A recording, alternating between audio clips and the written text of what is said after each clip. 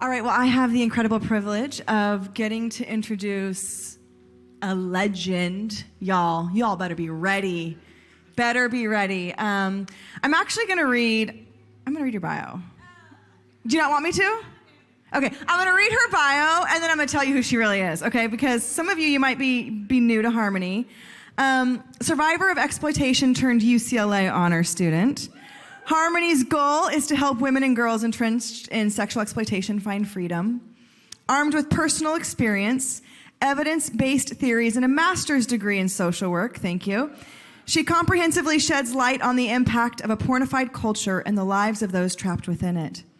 Her pursuit of justice has led to congressional recognition and opportunities to train the Department of Justice and FBI in best practices. In 2003, she founded the amazing organization Treasures that we support here as one of our justice organizations to support other women in their recovery from the commercial sex industry and trafficking. Harmony's memoir, which I highly recommend you get, Scars and Stilettos, details her harrowing account of moving from victim to survivor to liberator. Come on. Guys, Harmony and her family, they're a part of this community. Her husband, Chris, and their incredible kids, they're a part of this church, this community. But I want to just tell you firsthand what a gift it is to have this incredible woman speak to us today and on this topic. Harmony, through and through, is the real deal. Harmony, there are few people that love Jesus the way you do. And listen, for some, the cost of following Jesus maybe isn't so high. And for others, especially when you are pioneering and you're going into really dark territory and bringing back what the enemy has stolen and you're establishing new things, sometimes the cost is really high. And Harmony's paid a high price. And I have watched this woman love Jesus and love people unlike very few can do. And she is such a gift. She is such an incredible treasure and incredible communicator, and I'm so grateful that we get to sit at her feet and learn just some of the incredible things that she has truly forged in the fire for us. So you guys, give it up for the amazing Harmony Grillo, who's going to come and share this morning.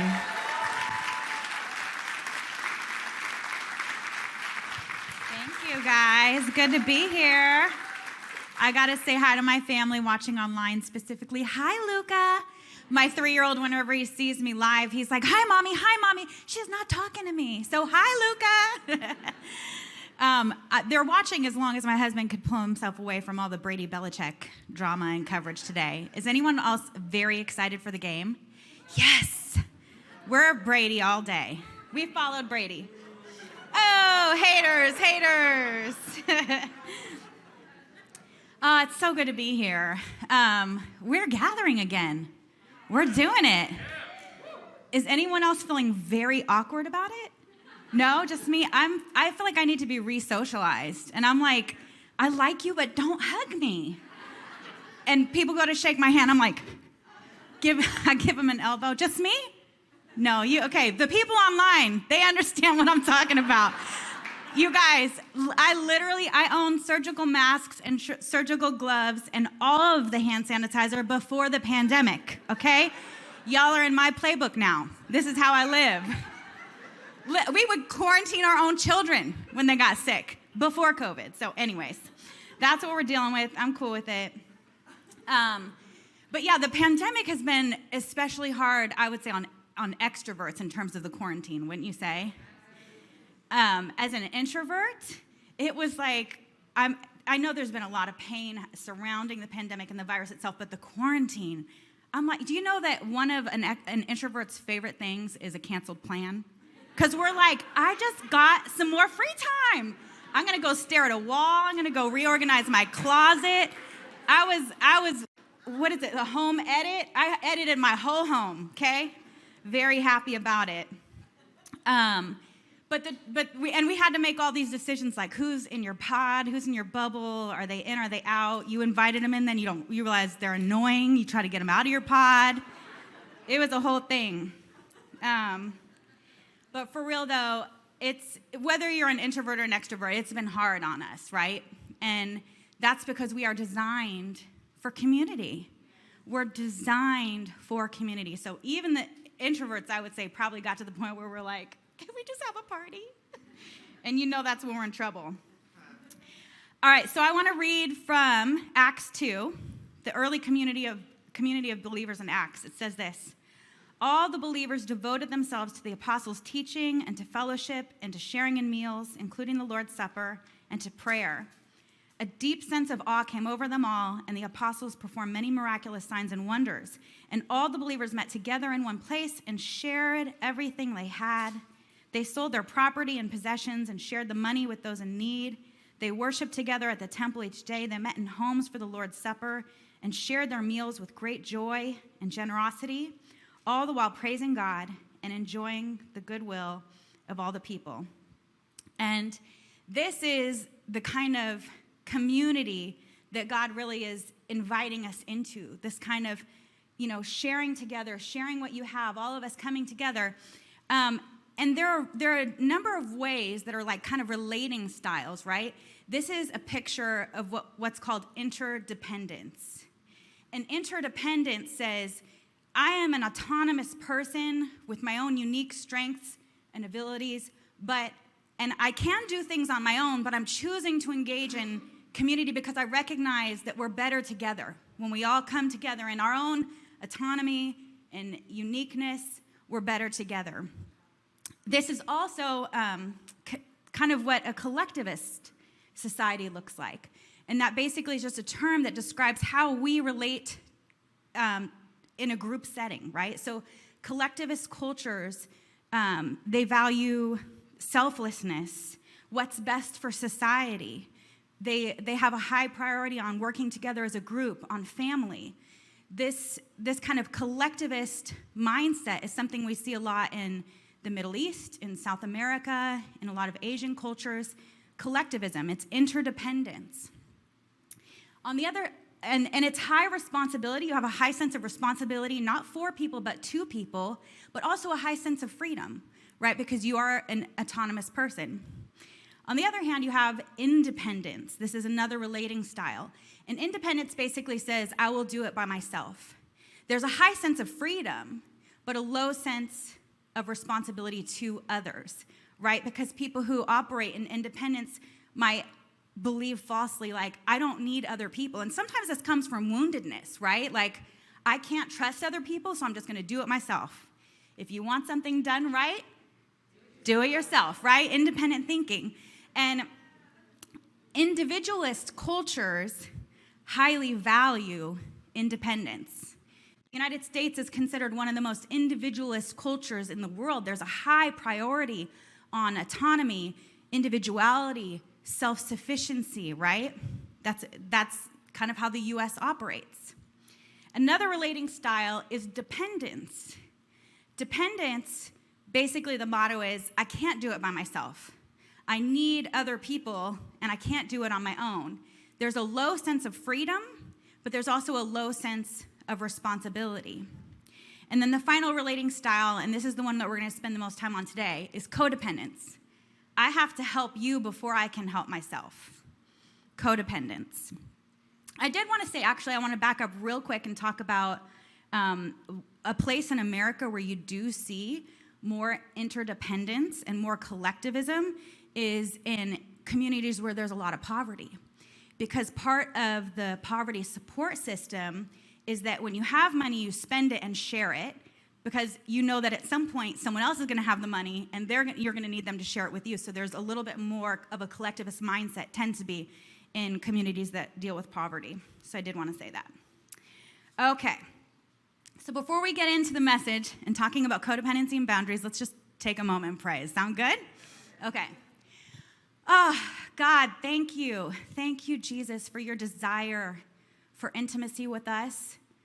As that worship song we were singing earlier, to be face to face with us, God, for us to be in relationship with you, being seen and known and fully loved. And I thank you, God, that's also your desire for us in community, to be seen and known and fully loved.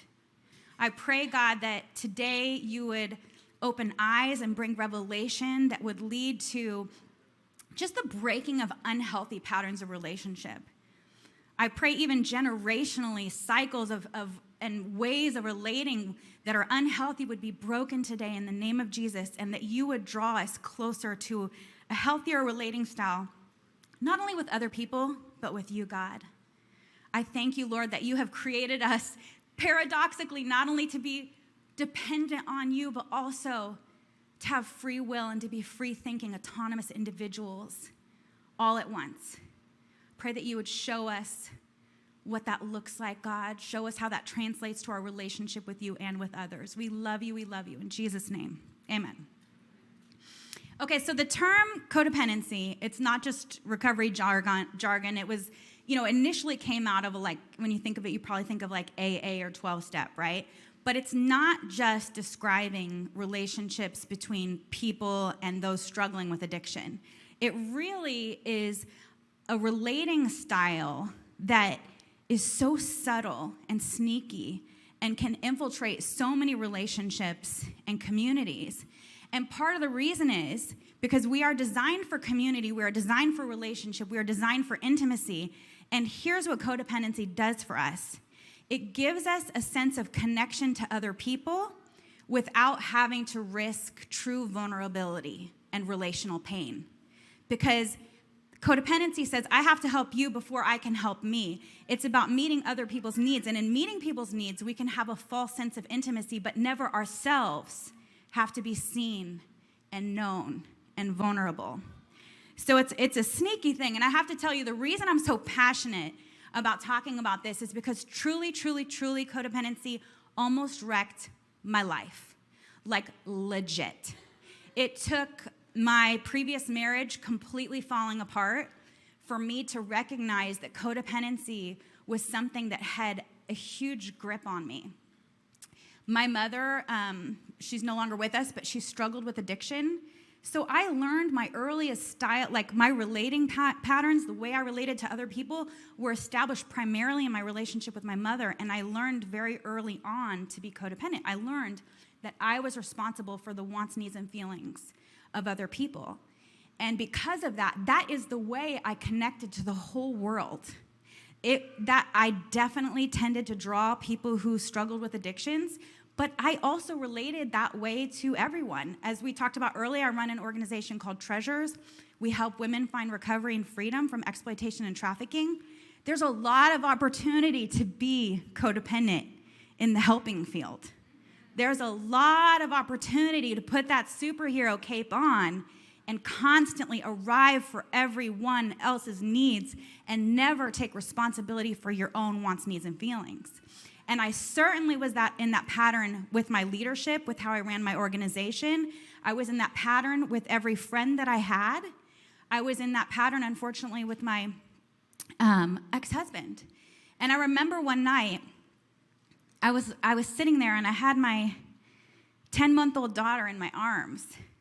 And I was just fervently praying for breakthrough, for chains of addiction to be broken in his life. I was praying for restoration in the marriage. I was praying that he would come back, that he would fight for the marriage. I was praying that he would fight for himself, for his recovery. And I was singing that song. You guys remember, chains be broken, lives be healed, eyes be open, Christ is revealed. And I was singing it, and I was singing it, and I was singing over him as I was holding my baby girl, and I just felt like God was like, I need to break your chains. I need to open your eyes. And I began this process of recognizing that I was actually just as sick in my codependency as he was in addiction.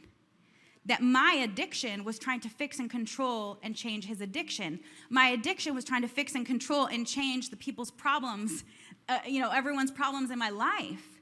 And it had its grip on me, and it was running me to the ground. And I have to tell you, I would not be here today. I would not be 18 years into leading an organization healthfully if I hadn't gotten some recovery for codependency. When it comes to defining it, it's difficult. I started off for years. I went to Celebrate Recovery. That's where I began my recovery from codependency.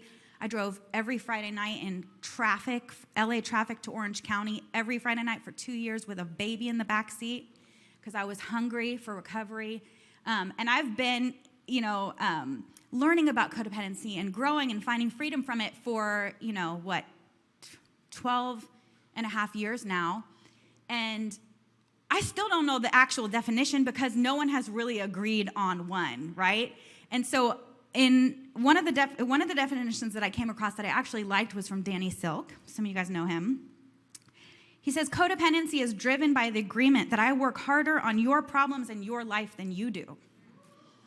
Isn't that good? I would like to add to that, it's driven by the agreement that I will neglect my own wants, needs, and feelings in order to cater to yours. That really is one of the kind of cruxes of codependency. And I would say that Christians are especially susceptible to codependency, right? Because it's really fostered and even celebrated in the church. Oh my gosh, God bless her. She's amazing. She serves in 17 ministries. She's at church 7 days a week. Isn't she awesome? She's dying. She has no time for a personal relationship with God because she's so busy serving, right?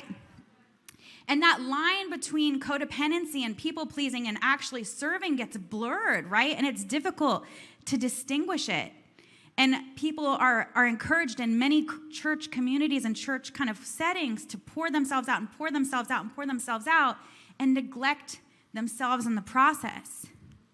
And it also gets confusing because it's like, yeah, we're supposed to help each other when we're, that's the Christian way, right? Bear each other's burdens.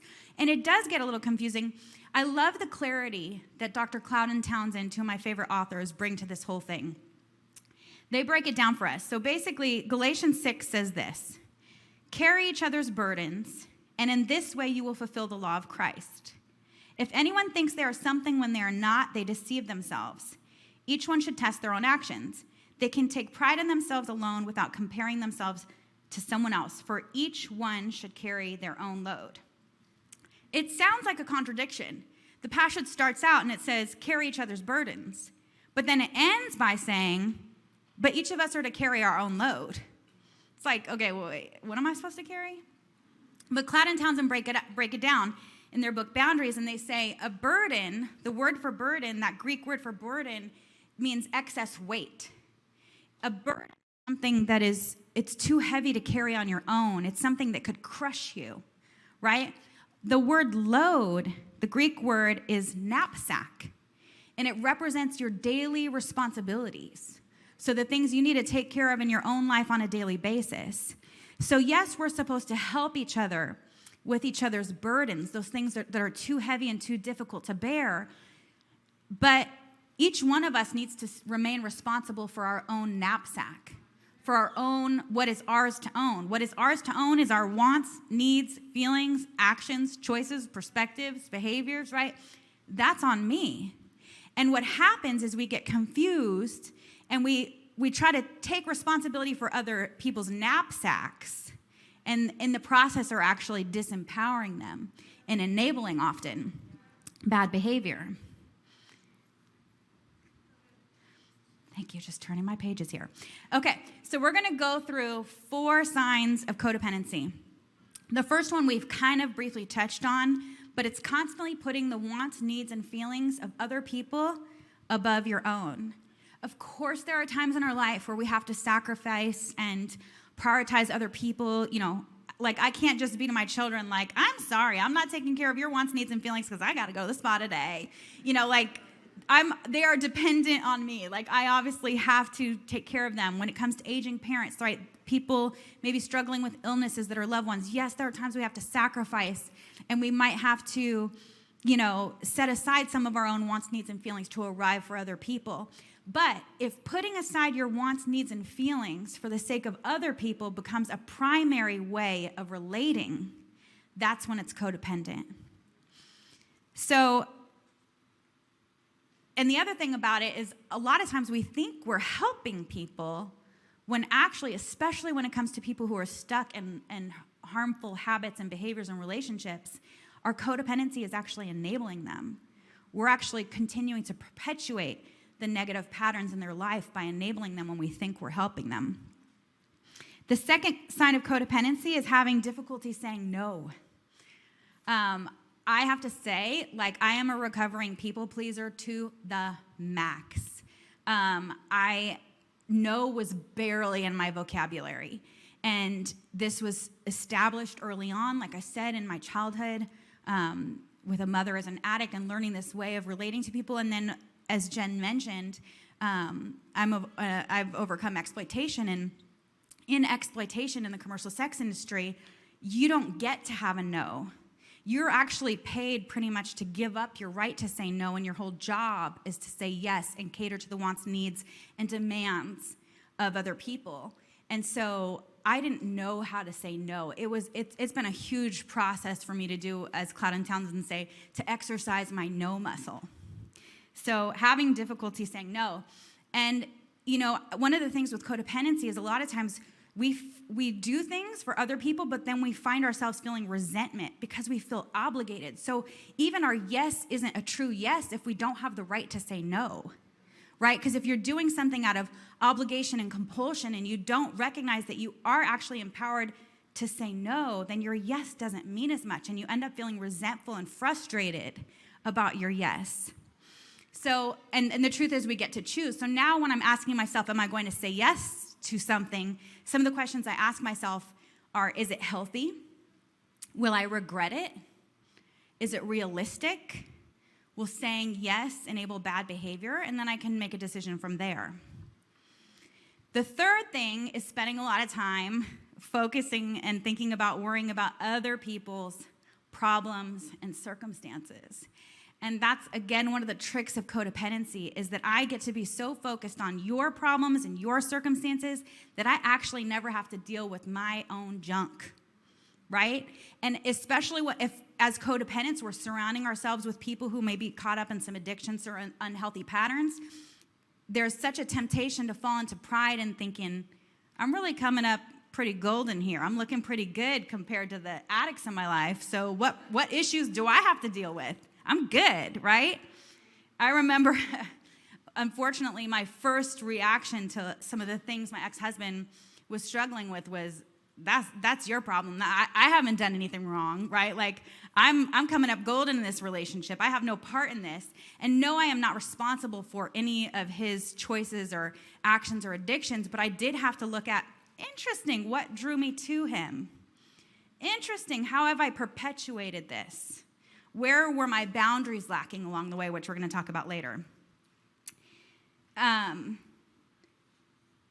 thing with codependency also is that when we're faced with other people's problems or challenges, it confronts us with our own powerlessness. And in that sense of powerlessness is uncomfortable. So we want to try to take back control by trying to fix and change other people to give us a false sense of control, but this is not our job. The fourth sign of codependency, you guys still with me? Okay. Having one-sided relationships. This was another one that I totally struggled with. Like, all of my relationships were like, if you're constantly on the giving end of all of your relationships, that's definitely something to evaluate. And I remember in about, maybe it was like 2010 or 9 or 10, God really started to challenge me to be intentional about seeking out and fostering reciprocal relationships. And it was hard because what I recognized is that there was a lot of insecurity that came up. And one of the interesting things I found myself thinking, just those mental tapes that kind of play in your head is like, why do they want to be friends with me? They don't need me. And if you don't need me, why would you love me, right? Because that's one of the lies that we as codependents believe, is that our value is in how much somebody needs us. And if I can't do anything for you, then do I still have value? Why would you still love me? And what's interesting, too, when you think of all these different relating patterns, in fact, they do impact our relationship with God. And it was wild because one day I realized that this is wild, but I opened up just about all of my sessions of prayer with, God, what do you need from me? For real? Okay, and of course there are times like, God, what are you calling me to? What are you asking of me? But my primary relating style with God was codependent. I thought that my value was in what I could do for him and how I could serve him. And then if I'm not doing and I'm not serving and I'm not, then why would he love me? So if you constantly find yourself on the giving end of relationships, that's definitely something to evaluate. It could be a sign of codependency. Okay, so one of my favorite excerpts of writing that exists in all creation, I'm going to read it to you because it directly deals with this. It's Shauna Nyquist. It's out of her book, Present Over Perfect. Has anyone read it? Oh, Lord, it is so good. Okay, listen to what she says. You don't have to sacrifice your spirit, your joy, your soul, your family, your marriage on the altar of ministry. Just because you have the capacity to do something doesn't mean you have to do it. You must ask not only what fruit it brings to the world, but what fruit it yields on the inside of your life and heart. It has been tremendously helpful to think of myself as a part of the kingdom, a part of the church. I am not building the kingdom if that work is destroying this member of that kingdom. If you burn down your garden in order to make more room to host and feed your friends, you would find yourself short-sighted the next time you wanted to feed the people you love, right? I set myself aflame as often as necessary, whatever it took to keep going, to build, to help, but I'm learning slowly that wholeness prevails. I know that I am responsible for stewarding my own life, my desires and my limitations, my capacities and longings. I can do far less than I originally believed, and I am reveling in the smallness of my capacity. This is it.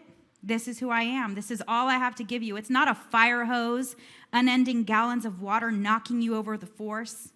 It's a stream, tiny, clear, cool. That's what I have to give. And that small stream is mine to nurture, to tend, to offer first to the people I love most, my first honor and responsibility. Isn't that phenomenal? I have to say, this passage, and I broke it up a little bit, but constantly in my head, I'm like, I am reveling in the smallness of my capacity. The more I actually operate and live in health, just the more I realize, gosh, I am just a human. I'm just a human. And this is all I have to give, and it's finite.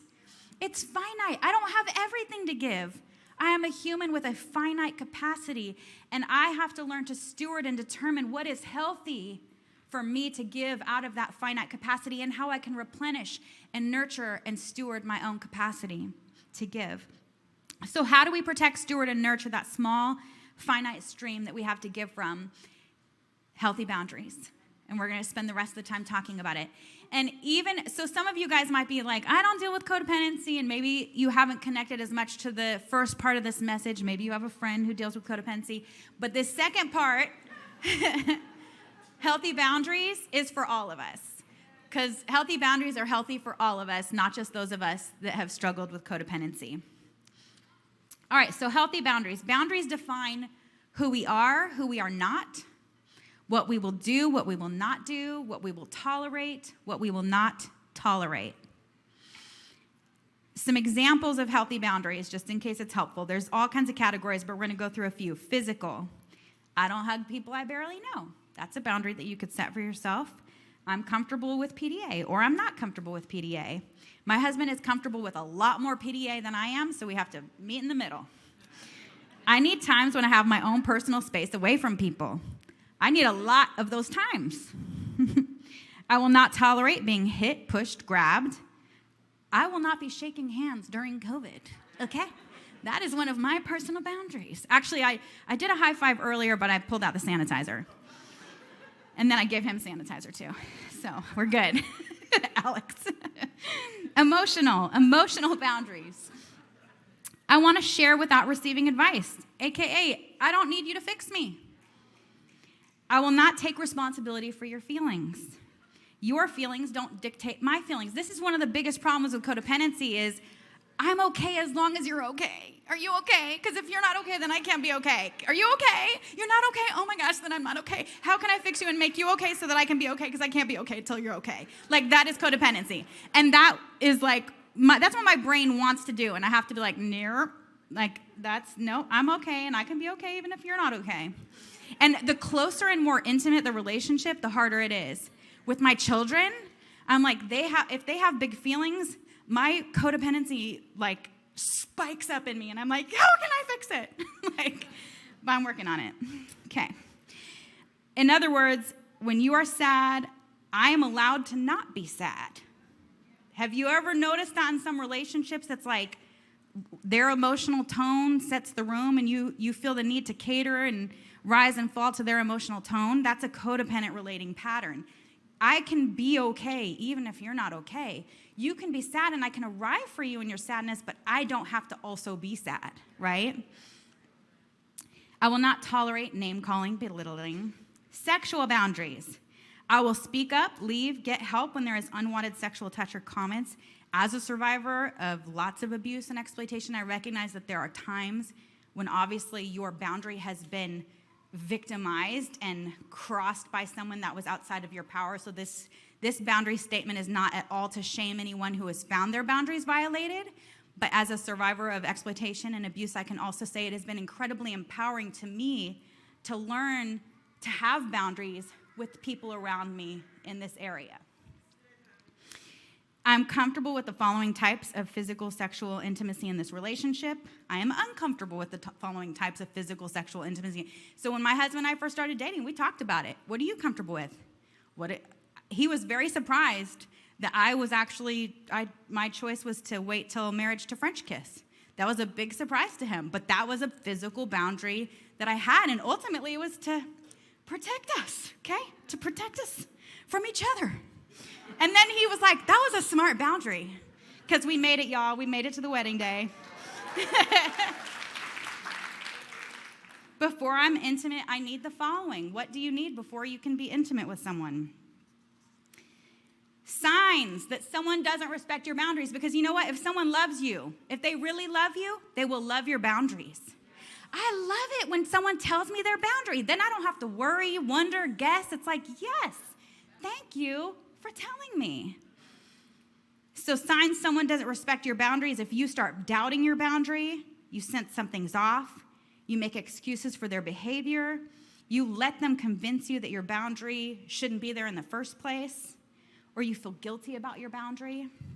Some signs that they don't respect your boundary is they give you a guilt trip, they disregard your decisions and your boundaries, they try to manipulate you, they punish you for your boundary, they pressure you, they ignore your boundary. And I do have to say, especially if we have relationships with people in our lives and they're used to us not having boundaries, you're gonna have some backlash when you set them, okay? Like, for real, when I started setting boundaries in my life, the people in my life that I had participated in establishing those relationship patterns, they were used to me dropping everything to show up for me, for them. They were used to me catering to their wants, needs, and feelings. They were used to all of that. And when I started to behave differently, they didn't like it. So you can expect people to get upset. You can expect people to get mad at your boundary, be uncomfortable with it. They might even have a little tantrum about it. And that's okay. You still get to have your boundary. And they will live and you will live. It's okay. All right, how to set a boundary. This is one of my favorite ones. No is a complete sentence. No is a complete sentence. I would encourage you to avoid codependent explanations. What's a codependent explanation? I'm glad you asked. Here it is. Okay. I want to help you move, but I haven't had a day off in like 3 weeks, and I'm like really tired, and I was hoping I was going to be able to hike that day. So I don't know, it's going to be really hard for me. Plus my back's kind of been hurting, and if I throw my back out, then I won't be able to pick up my toddler. So I mean, right? Like, that's a codependent explanation. What you're looking for is permission to say no. What you're looking for is the other person to approve of your boundary and not be mad at you for having one. And I'm not saying you can't tell your friend what's going on in your life, right? You can be like, oh my gosh, you know what? Tomorrow's my only day off, right? And plus my back's been hurting. But if the goal of your explanation is to try to fix or manage their emotional response to your boundary, it's codependent. So I'm going to show you how I text message. I'm so sorry I can't make it. I really feel bad about it. Delete, delete, delete. Oh, what a bummer. I won't be able to make it. Like, I just delete the whole codependent explanation. No is a complete sentence. The second thing to managing boundaries is to be in touch with what you want, need, and feel. Because that's where it all starts, right? The codependent pattern is very much what do they want, need, and feel. So the way to break it is to stop and pause and say, okay, they want, need, and feel this, but I want, need, and feel this. Then you can make an informed decision. I'm not saying you have to say no to everything. You can still say yes, but you can say yes empowered by the opportunity and option of saying no. You can say yes connected to your wants, needs, and feelings. Like there might be times I would say like, hey, you know what? I'm so sorry I can't help you move, right? Can I maybe stop by and bring you coffee on my way to my hike, right? Or there might be, and some people who are real strong with their boundaries might say, you don't even have to say, I'm so sorry. So maybe that's some codependency coming at me. They're like, I can't come, okay? My friend Ashley Abercrombie will just be like, no, I can't come. I'm like, I'm so sorry, I can't come. Okay, where were we? Oh, boy, here we go. Okay, so yeah, my own wants, needs, and feelings. Or I might say, they need help moving. I really don't want to help them. And I'm connected to that feeling I have. But I'm going to, connected to my own feeling, make a choice that I'm still going to help them because they're such a good friend and I want to arrive for them. And I'm willing in this instance to put aside my own kind of, I don't feel like doing it, and just suck it up and do it, right? But the point is that you're connected to yourself in that process so that the great thing about it is your yes is yes and your no is no, right? Today my yes is a very empowered yes. So don't be afraid to pause and take a minute and evaluate what do I want, need, and feel, and then make a decision, especially if you've struggled with consistently putting the wants, needs, and feelings of others above your own. So the next thing, evaluate the relationship. Is it a reciprocal relationship? Is it life-giving? Is it safe? Are the expectations healthy? So you're not only going to want to look at, like, what do I want, need, and feel, and how do I want to respond, but what kind of relationship is this? Because there are some relationships with some people where they're not even safe enough to have a conversation about your boundaries. It's just time to walk away. It's just time to hang up the phone.